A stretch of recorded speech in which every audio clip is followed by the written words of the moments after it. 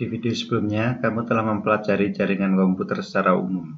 Kini saatnya masuk lebih detail, yaitu bagaimana mesin yang berbeda sistem operasi, namun tetap bisa berkomunikasi satu sama lain. Untuk bisa menjelaskan bagaimana perangkat atau mesin dalam jaringan bisa saling berkomunikasi, kita harus mempelajari apa yang disebut dengan networking model. Sehingga di akhir video kali ini diharapkan kamu mampu untuk memahami bagaimana perangkat di dalam jaringan bisa saling berkomunikasi menggunakan model referensi, yaitu model OSI dan TCP/IP. Berikutnya kamu juga mampu untuk memahami fungsi masing-masing layer model OSI, dan terakhir kamu bisa memahami hubungan antar layer. Apa itu networking model? Networking model yaitu model referensi yang bersifat konseptual, dibuat oleh International Organization for Standardization, ditujukan bagi para vendor dan developer sehingga produk atau aplikasi yang dibuat bersifat interpolate, yaitu dapat bekerja sama tanpa melakukan penanganan secara khusus, termasuk di dalamnya ada arsitektur, komponen, desain, dan protokol jaringan. Protokol adalah suatu set aturan yang mendefinisikan cara kerja perangkat jaringan dan perangkat lunak. Protokol lebih mengarah ke aturan logis seperti aturan atau cara penulisan alamat IP. Model OSI terdiri dari 7 layer yang dikelompokkan ke dalam 2 kategori berdasar ruang kerjanya. Pertama adalah layer aplikasi atau disebut upper layer, atau juga disebut software layer. Ini merupakan ruang kerja bagi seorang software engineer. Yang kedua adalah layer network atau disebut lower layer atau juga hardware layer. Ini merupakan ruang kerja bagi network engineer. Mari kita bahas lebih detail untuk masing-masing layer. Yang pertama atau layer ketujuh yaitu application layer. Dalam istilah non-teknis, layer aplikasi terkait erat dengan program aplikasi yang digunakan oleh pengguna. Sebagai contoh, web browser seperti Firefox, Google Chrome untuk web browser, atau Microsoft Word untuk program pengolah kata, dan lain sebagainya.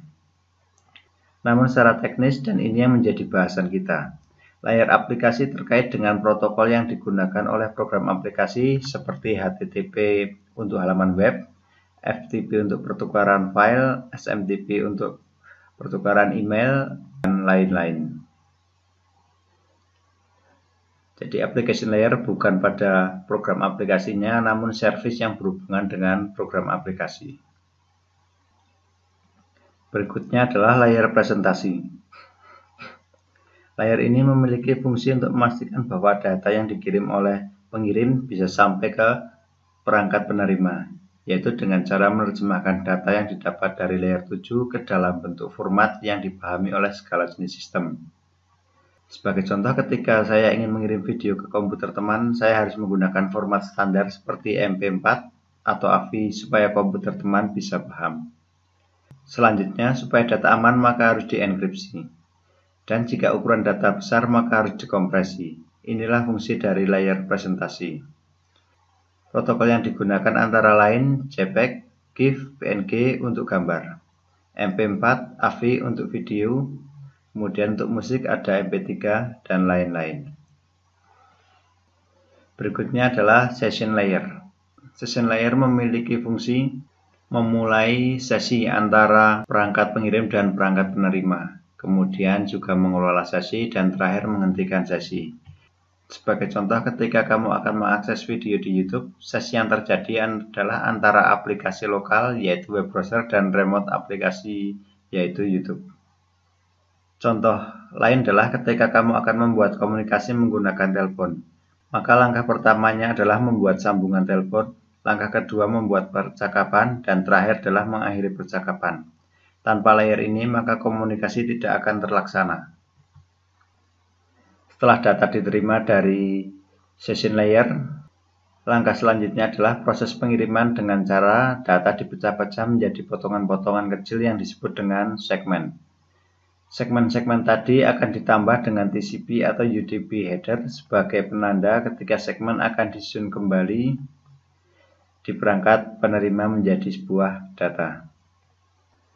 Setelah proses pembentukan data di bagian layer 5 selesai, langkah berikutnya adalah akan masuk ke layer 4, yaitu layer transport. Langkah selanjutnya adalah proses pengiriman dengan cara data dipecah-pecah menjadi potongan-potongan kecil yang disebut dengan segmen. Segmen-segmen tadi akan ditambah dengan TCP atau UDP header sebagai penanda ketika segmen akan disusun kembali di perangkat penerima menjadi data. Contoh dari layer ini adalah TCP atau singkatan dari Transmission Control Protocol. Ini bersifat reliable, jadi data yang diterima sama seperti apa yang dikirim. Sebagai contoh, ketika kamu mengirim data berupa email atau file, maka data yang dihasilkan akan sama. Contoh berikutnya adalah UDP, singkatan dari User Datagram Protocol.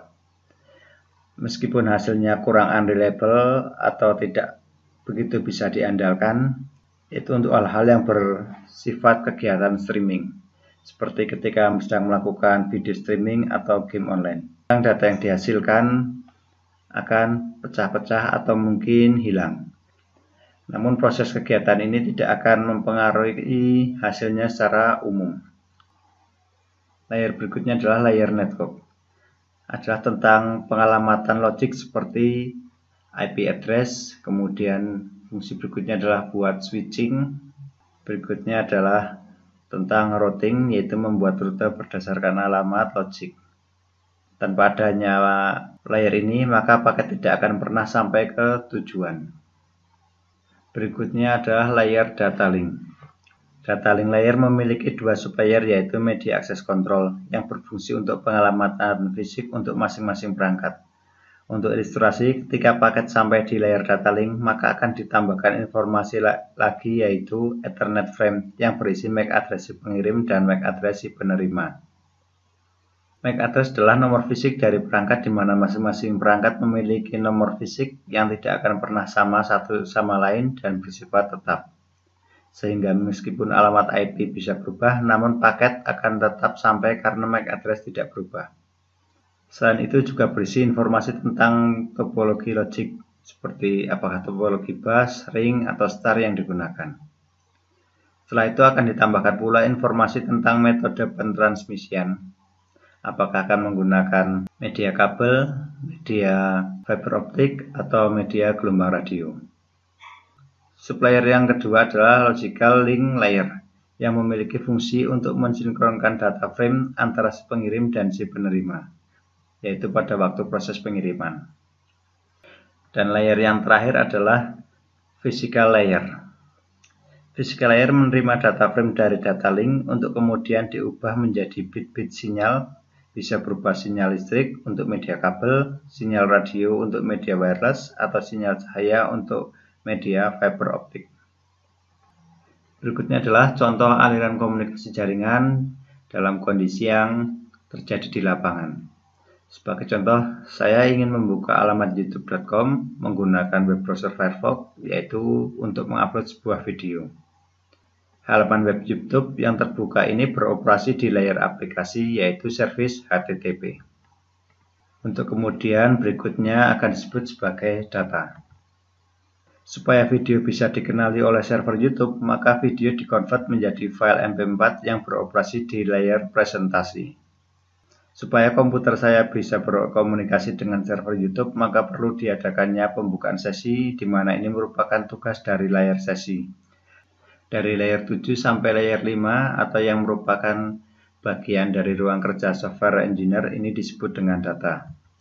Setelah data diterima dari layer 5, maka video akan dipecah-pecah menjadi potongan-potongan kecil yang disebut dengan segmen, dan diputuskan untuk mengirim menggunakan protokol TCP, di mana ini merupakan tugas dari layer transport.